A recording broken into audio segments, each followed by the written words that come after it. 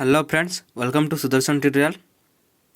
आज big news 14 रु छात्री को मिल आत्मरक्षा प्रशिक्षण। फ्रेंड्स, आपण मैंने आम चैनल को व्यू कर चैनल को लाइक शेयर क्या सब्सक्राइब करना जहाँद्वारा कि भिडटी आपण पाखे पहुँची पारनी किसी नुआ अपडेट जानापी चैनल को लाइक शेयर सब्सक्राइब करूँ।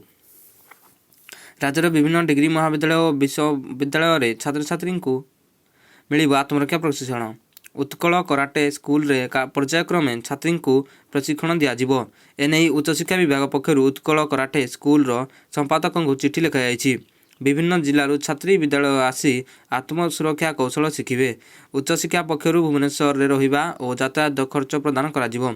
आसंता जनवरी 14 रु 20 तारिख मध्य प्रथम ब्याचर प्रशिक्षण दिज्व। प्रथम पर्यायर गजपति, कंधमाल, मालकानगिरी, रायगड़ा, नवरंगपुर, कोरापुट 112 छात्र छात्री प्रशिक्षण ने 22 रु 28 मध्य गंजाम 134 और 30 फेब्रुआरी 5 मध्य झारसुगुड़ा, संबलपुर, सुंदरगढ़ जिलार 127 छात्री को प्रशिक्षण दिज्व। छात्री रही व्यवस्था सह कोरोना कटकणा पालन करने को उच्चशिक्षा विभाग पक्षर निर्देश दी। छात्री जड़े शिक्षानुष्ठान कर्मचारी आसवे। 7 दिन प्रशिक्षण मध्य छात्री को भुवनेश्वर दर्शनीय स्थान बुलबार सुजोग दिज्व।